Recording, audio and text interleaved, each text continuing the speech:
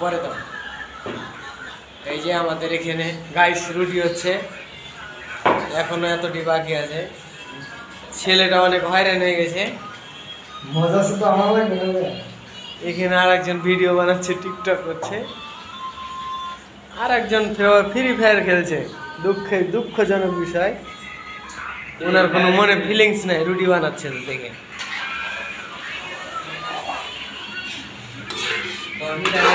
এই যে অনেকটি রুটি হয়ে গেছে, আবার আমার মেয়েতে রুটির সাথে মাংস খাবে দেখে এই যে মাংস রান্না চলছে।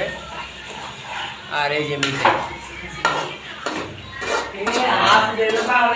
মেয়েতে একটু হেসে দিয়েছে, দেখেন মাংসটা কেমন রান্না হয়েছে।